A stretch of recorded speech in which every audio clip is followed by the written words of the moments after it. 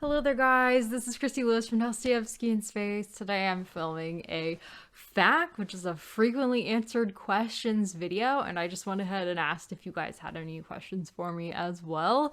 So thank you for everybody who suggested a question, who asked a question. This is why I'm doing the video. So there's a couple questions that I just get over and over, and it's time to make a video. So people always used to ask about my tabbing up my books, but I did do at least one, maybe two videos about my tabbing system, so I'll include that down below, and I won't talk about it in depth here. But things that people ask me about. So first of all, my health. Any new subscribers that are here, you may have heard me talking about my health. My health has been a really big challenge for my husband and I since I was like 20, I believe that's when I started having health problems. So what I have, it's complex. So it started with ankylosing spondylitis, which is a kind of autoimmune arthritis. Yes, we're going right into the health stuff. So if you don't want to hear about the health stuff, skip ahead like 5 minutes. It's quite a long story. But autoimmune arthritis is different from osteoarthritis because it's your body attacking itself. It's really strange. You can get autoimmune arthritis even when you're a kid. You can be very young and have something like rheumatoid arthritis, which is probably the most common. Most people who've heard of autoimmune arthritis have heard of rheumatoid arthritis. I have a slightly lesser known one, but I know several people with it. And they are all young women, which is strange because the first thing I was told when I got this was that it's more common in men. But I don't know any men who have it, and I know several women, so it's crazy, but whatever. So it started off with foot pain. I used to be a runner, and I would get pain when I ran, when I played drums, when I pressed the clutch in my car. I drove a clutch car, and it knocked me out for about 3 years. This pain in my foot used to turn red and like blow up like a balloon in my toes, and it was really painful. And we were just basically controlling it as much as we could with ice for a long time because we had no idea what was going on. The doctors kept telling us, we had one doctor for all that time in our area, and she did not know what was happening. And eventually we figured out that she did not know what was happening. And we ended up with a rheumatologist and a podiatrist.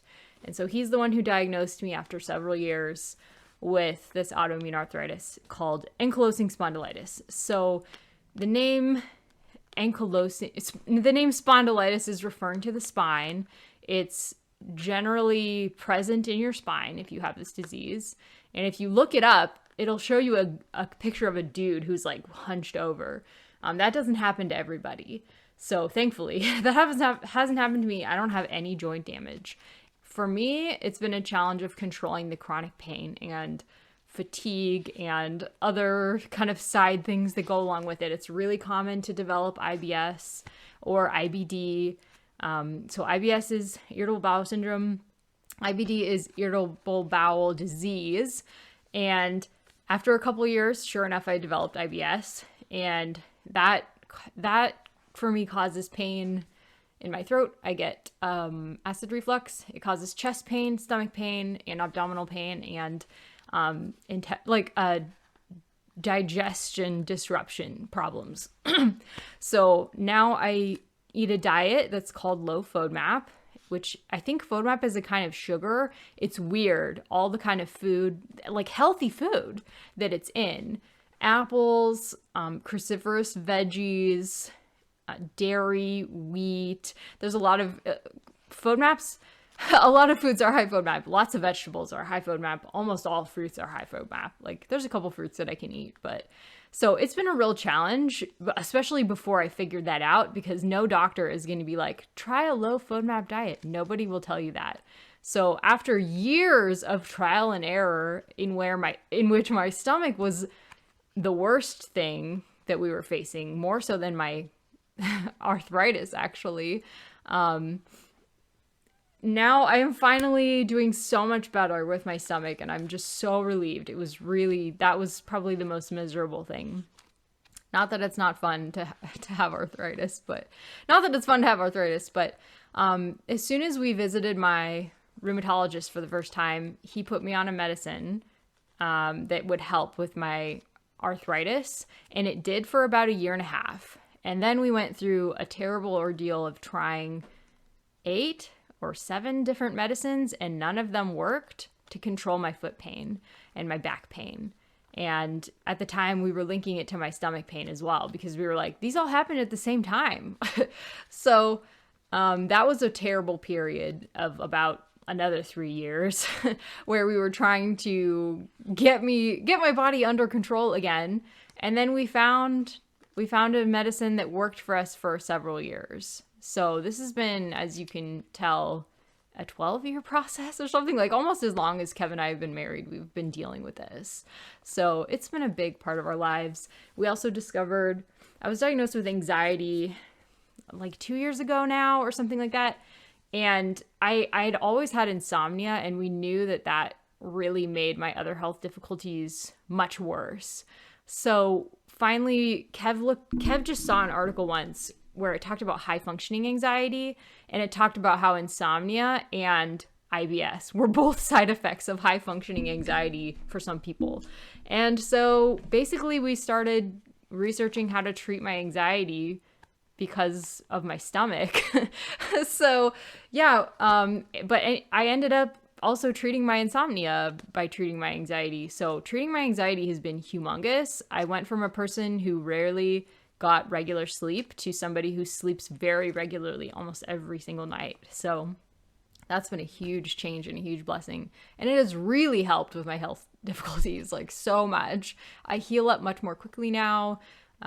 Through physical therapy, we were recently able to reach a new happy plateau of happiness with my health. So I'm not actually feeling so hot today. I had a stomach flare this last weekend, and it's kind of confusing. Sometimes when I get a flare, I don't know what's causing it. I don't know if it's the IBS. I don't know if it's my autoimmune disorder. I don't know if when one flares, the other causes the problem. I don't really know how these things all work, but yeah, it's a mess, but we're moving through it. Praise the Lord. God is good. We're moving through it. We're figuring things out one by one. We're knocking down the bowling pins, and we're going on vacation in January, which is what we tend to do whenever I'm feeling good. We're like, let's go on like 4 vacations in 1 year. So please keep praying for us as we are trying to treat all of my problems. We would really love to move on from like treating my health problems to like something more exciting, like, you know, have like raising kids, you know, things like that. We just love to move on with our lives. We've spent over a decade on my health, and it's not very fulfilling, you know, it's just not super fulfilling. So please keep praying for us. We really want to be in God's will for our lives. We don't want to be complaining. We want to trust in his goodness and his faithfulness to us. And we absolutely do. But it's been a long wait. So I'm excited by the possibility of a good period.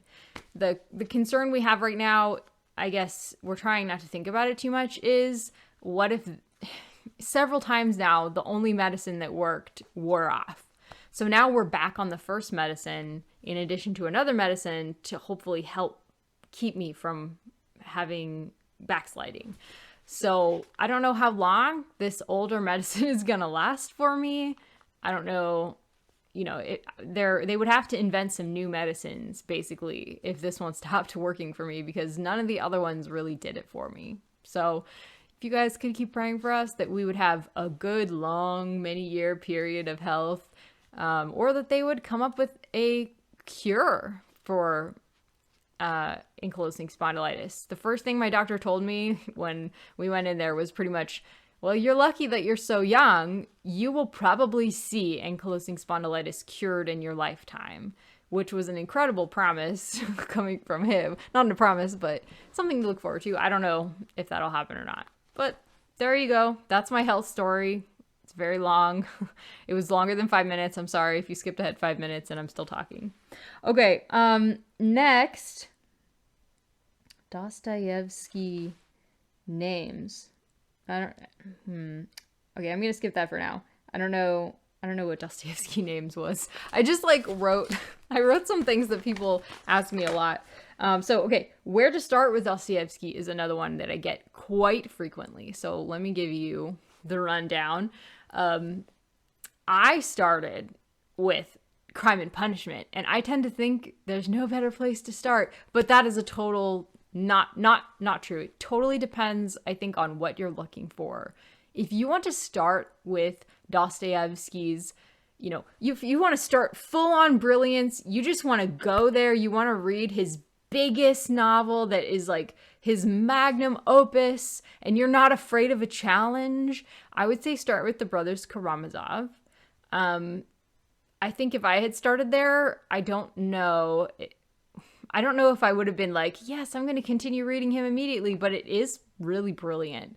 I think it's just going to take me a few times to get it. It's like for big brain people, if you know what I mean. So it's fantastic. It's about good and evil, God versus the devil. It's the biggest questions, and he is at his best.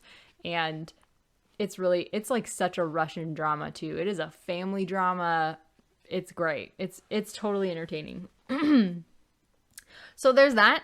And then I would say if you want a more accessible first pick from Dostoevsky, one that is still one of his best, most well-known, most beloved, and revolutionary novels, Crime and Punishment, that's where I started. There's a reason that's why a lot of people start there. It's because it's more accessible. It's a murder mystery where the mystery is why rather than who. You know from the beginning who committed the murder and who they murdered. The question you're wondering is, why did they commit this murder? So Crime and Punishment, it's in the title. It's fantastic. I highly recommend it.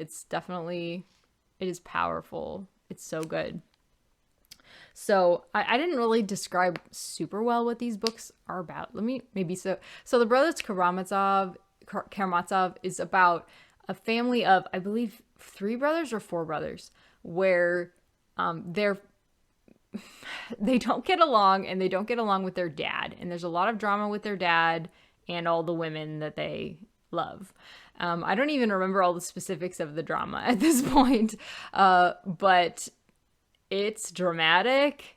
It's great. And Jenny just read this and she loved it. So if you find yourself aligning with Jenny's tastes, I would say that's a great place to start. She did not like Crime and Punishment as much. I think she gave it 3 stars. But Tiffany and I both started with Crime and Punishment and we're obsessed. So I believe Una from the Codex Cantina also thought the brothers Karamazov is one of his favorite books. So, but maybe he would say Demons now, which we'll get to. We'll get to Demons. So Crime and Punishment is following a character named Raskolnikov, who is a young college-age scholar, and he has no money. His family has no money. He feels that very strongly and feels that it is unjust. And he is in St. Petersburg, and he decides to murder a pawnbroker and take all her money, and then he can do more good with it than she ever will because he just considers her human scum. And it's about the police officer who is trying to track him down, and it is about utilitarianism. It's about Dostoevsky writing. All of Dostoevsky's characters are philosophical ideas basically, and he is writing to either like promote or tank those ideas. That's usually his motivation in writing. So if that sounds interesting to you, go for it.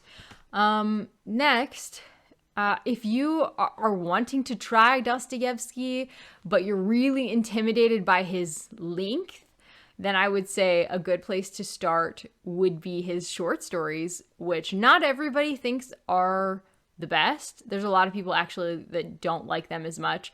I loved them, but I am a short story person, and if you give me a Dostoevsky story, well, I'm gonna love it. I'm just gonna love it. So there was a recent collection put out by Pushkin Press, and it's fantastic. It has, I don't remember how many stories, 7 or 9 stories, and they're great. So that's a great collection. Good kind of look into his style. It has some of his earlier stories in it, some of his more socially conscious stories. He's a very socially conscious writer. So his short stories could be a great place to start. Another place to start if you're intimidated would be The House of the Dead, which there's another name for it too. I don't remember what the other name is at the moment, but this is set in Siberia, and it's a story of a man who was exiled to Siberia, which is something that Dostoevsky himself experienced. And so it's almost kind of like a memoir of like a character sketches of all these people in prison. And it's a much more like chill kind of way to be introduced to Dostoevsky. You're not going to get all the philosophy elements. It's more kind of like a picture into a period of his life and a period of a lot of people's lives who were exiled in Russia, from Russia. So by the Tsar in this case. So, and it's like prison literature. That's a genre that really interests me. I love prison literature. So it kind of depends on what you're interested in. Kay from the Literary Apothecary read this, and it was like one of her favorites. And for a while, I would have said this is the place for newbies to start. But it doesn't have the same like philosophical elegance and arguments and stuff like that his other works do. But if you don't really care as much about that and you would rather like hold off on the philosophy and just check out his character work, I would say Notes from a Dead House or The House of the Dead. I think that's what both of them are. I think that's the 2 titles. Anyways, I would recommend that one. So I haven't read everything by Dostoevsky. This may surprise you, but I'm working on it. We're working on Poor Folk right now, and I'm thoroughly enjoying it. I was also thoroughly enjoying Demons before I had to DNF it this last winter. So not this last winter, in 2022 winter. So hopefully I can get to Demons again soon. I'm really enjoying Poor Folk so far. I just really find him so funny. So that's my advice so far. I don't necessarily think there's a wrong place to start with Dostoevsky. It might feel a little bit different depending on where he is in his career, but I think any book of Dostoevsky could turn anybody into a fan. That's my opinion. I do want to mention, though, The Idiot by Dostoevsky, which is not really one where I would say this is the place to start. But then again, we have Jenny, who started with The Idiot, and it's, I think, still her favorite. Although maybe the brothers Karamazov beats it. But that was her only book that she really loved by him for a long time. So, and I personally, it is tied with Crime and Punishment for me as my favorite. So The Idiot follows Prince Mishkin around, I believe it's St. Petersburg as well. A lot of them are set there because that's where the literary scene was, and that's where he lived a lot of his life. And Prince Mishkin is a sweetheart, but not very bright, and just lets everybody take advantage of him, and everybody loves him, but nobody takes him seriously. And it's following his kind of inglorious life. And I just loved Prince Mishkin, so that was fine with me. I really enjoyed it. I loved it so much. There you have it. Hopefully that helps you with where to start. I wish I could remember what Dostoevsky names was supposed to mean, but I don't. Oh, my name for my channel name. That's what it means. Okay. I get this question a lot too. What does my name, Dostoevsky in space, mean? So I created this name because I was trying to kind of forecast what I would be going into reading next. I was coming off of a lot of years of reading fantasy and sci-fi that were like freshly published from the publishing industry. And then I read Crime and Punishment, and it changed my whole view of classics. I enjoyed it so much, whereas I thought before, I don't know if I really like classics, and that one totally changed my view. So I knew that I was going to be reading more Dostoevsky, which was in fact accurate. And the in space part is kind of a throwback to my writing. I spent about a decade writing like spending all of my time writing. And In Space it's kind of like With Dragons is for fantasy, but science fiction is like anything set in space. So it could be a romance set in space. It could be a mystery set in space. It could be literary fiction set in space. So I was forecasting that my channel was going to be mostly about Dostoevsky and classics, especially Russian classics, but classics in general, and science fiction. That's where I thought this channel was going. I have not really read that much science fiction, but the name stuck. I still really like the name. I don't know if it really fits my channel. If you joined me because you like my channel name, thank you. I appreciate you. I like my channel name too. I definitely do not, though, only read Dostoevsky and science fiction. So that's where the channel name came from, though. So, what's next? Which translator? This is a great question. I had the same question, I think, when I started reading translated classics in general. But with Dostoevsky, it's not really a concern, honestly. I think Dostoevsky is all about the ideas and personalities of his characters, and he gets really into their psychology. He spends a lot of time on ideas and psychology. And I don't think was the kind of writer that every word was just a beautiful work of artistry. I think he was more of like, I don't know, Stephen King is probably not quite the way to just, I don't know if I could exactly compare him to Stephen King, but I feel like he's kind of like that. Maybe Dickens would be a better comparison. I don't know. But Dickens has beautiful writing, though. I don't know. I just get the sense that Dostoevsky's work is powerful and inventive and intelligent and psychological and probing, but maybe not like beautiful in the original Russian. But I've never read the original Russian, so I don't know.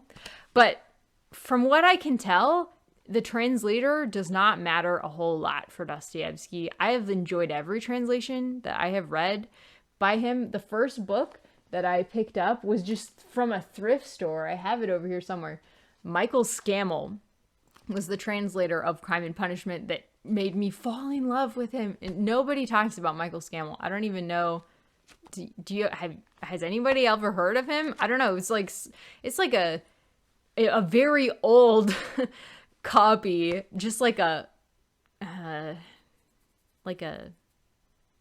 cheap edition. It's just like a super cheap edition that I found at a thrift store. It did not matter the translator. In fact, it was kind of like a modern feeling translator. And I don't know, I love Constance Garnett. I especially love Constance Garnett because she has so many audiobooks available with her translation, because she is in the public domain. Again, also with the short stories, you can get them for free on Project Gutenberg. So Constance Garnett, your library is going to have Constance Garnett, like ebooks and audiobooks. So I really love her because she makes it more accessible in that way. Some people say she sounds like Google Translate writing a book. So I don't know, some people really don't like her. So honestly, it kind of just depends. To me, she feels accurate. She just feels accurate to the period, I think, the way she writes, because she is an older translator. So I like her feel. I like Richard Pevere and Volkonsky for Dostoevsky quite a bit, and for a lot of other Russian authors, like everybody except Gogol. I did not like their translation of Gogol. But Richard Pevere and Volkonsky probably are more accurate as to like Dostoevsky's style, because I don't think they're super concerned about making him beautiful. They just get his concepts across, which is what you want. And they do it in more of a modern feeling way. Like their readability level is high. So if readability is something you're concerned about, I would say Richard Pevere and Larissa Volkonsky could be a great option. There are lots of other options out there. I have not read all of the options out there, not even close. So you tell me which ones you really like. If you like a different one that I didn't even mention, let me know. I would love to hear. But those are the ones that I tend to gravitate towards. So there's my answer about translator. Now I'm going to move on to some questions that people sent me via Instagram. And if you have questions down below, feel free to leave them. And I can answer them down there. So, Dia asked, salvation story. So my salvation story is pretty boring. My parents have an interesting story, and so I tend to often tell their story when I'm talking about my testimony. My parents were both caught up in a cult in their 20s, and they escaped together. They fell in love, escaped together, got married, had me like 10 years later, and they raised me with so much grace and love, and just with Jesus at the center, and just so much generosity, that when I learned about Jesus in Sunday school, I just 100% was on board immediately. And I was probably only like 4 or 5 when I decided to dedicate my life to Christ, and I've just never looked back. I mean, of course, everybody has doubts, and my health has been like a severe trial, but I think, yeah, that's my salvation story. I've just never looked back. I've just always seen the goodness of God all around me. I've always felt loved, and I think I've seen the Bible work so well. I've just been, I met my husband in church. He's wonderful. The people that I knew in church, you know, I just grew up with them, and they were wonderful, loving people. And not that to say that the church isn't full of broken people, but I've just seen that the Bible works, I guess, is what I would say. It works to create a happy, healthy, stable life. And so I just kind of tend to say what the Bible says, I believe. So, yeah, that's kind of my story. I hope that you found that enlightening. Thank you for asking, Dia. I love talking about Jesus. So how did Kevin and I meet? We met at church. He was my youth pastor initially. And then he ended up moving over to work in a juvenile hall. And then I graduated high school, and he asked me out. So he actually would help me at high school. He would come and talk at my Search for Truth Christian club that I started in high school. And we also were playing on the worship team together, because I used to play drums and djembe and stuff like that. And so we knew each other from a variety of ways at church. And yeah, that's another one where I never looked back. I just was instantly in love with him. I was so happy when he asked me out, because I'd had a crush on him for the longest time. Favorite childhood memories. Ooh, I should have prepared for this. Honestly, let me think about that. That's kind of a hard one. Probably one of them is probably eating out at Chinese food with my parents. We were all fanatics for Chinese food, and we would just always go eat Chinese food together. And that was really fun. There was a place was it San Francisco? We used to go, and they knew us there. The family who owned the store knew us there, and they would always come over and play with my hair. They loved my hair.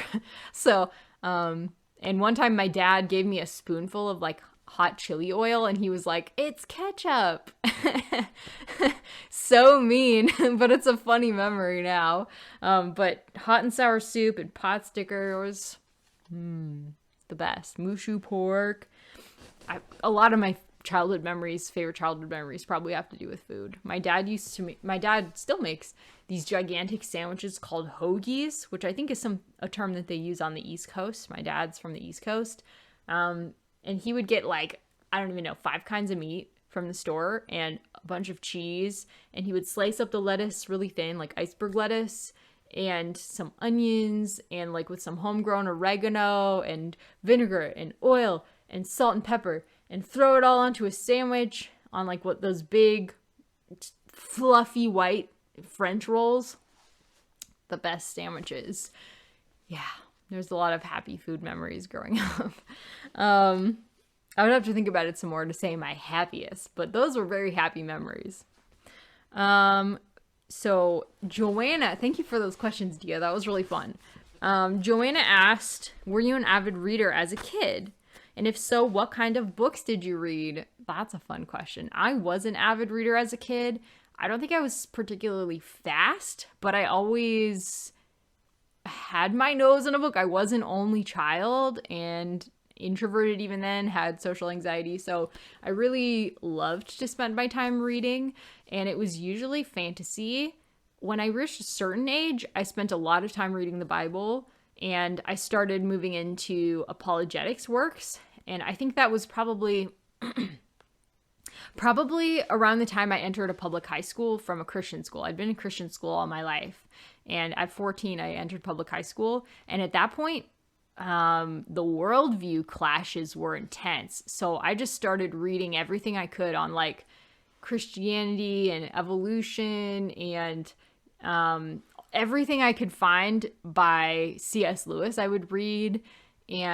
But when I was younger, I loved like the Boxcar Children mysteries. I loved Tamora Pierce's fantasies. I loved Harry Potter, however much I was allowed to read. I think only book 1, but I was obsessed with book 1. I reread it so many times.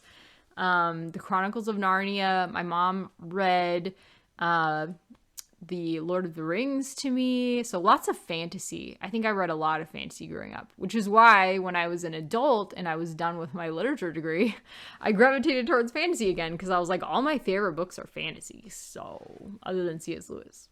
So, yeah, that's kind of what I read. Very different from like my husband. That's a topic for another day though. Okay, and Jana Gatsby asked, how did you get into Dostoevsky and become such a big fan? I love this question. Yeah, so I guess I already kind of shared that.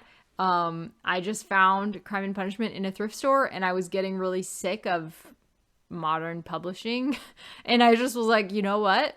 It's time. I'm going to make time for this now. Otherwise, I'm never going to read it. So I just started reading classics because I was like, there was just something in me that was like, there has to be something better than what's being published today.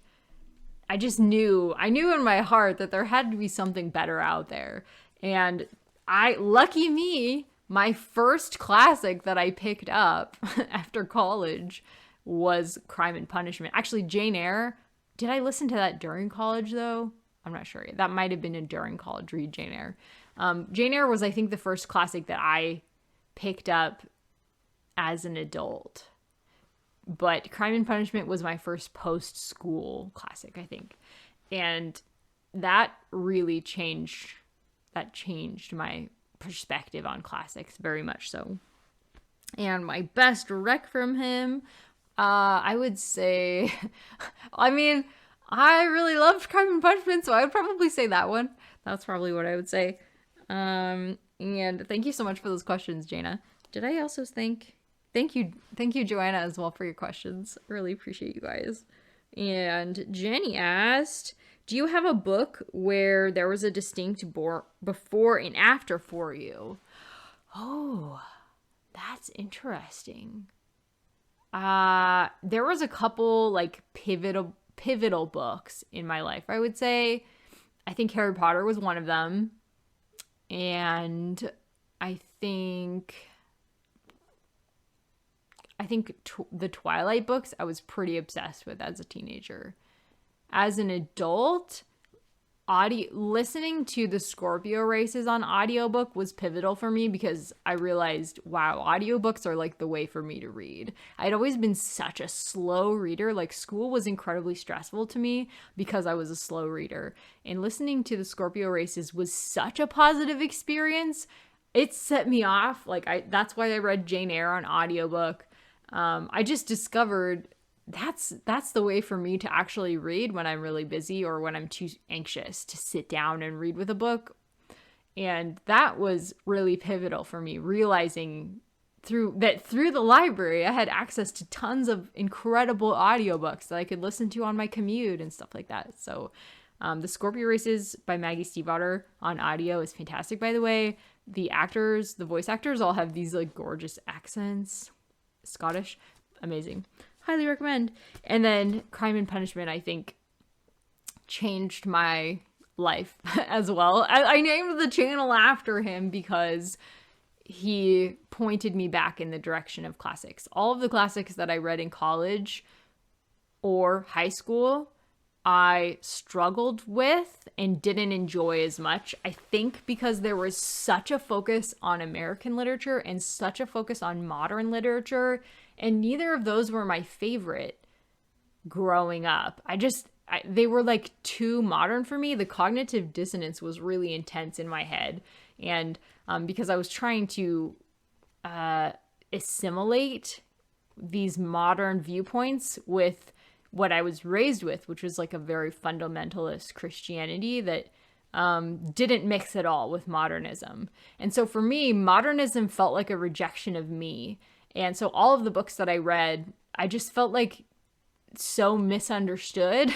And I just felt like, but what if nobody's addressing what I care about in these books? And Crime and Punishment completely did. It absolutely addressed me right where I was and really helped me grow. So that was a really pivotal book for me. But there were things that I read in college that I liked better than what I read in high school. Like we read some Flannery O'Connor.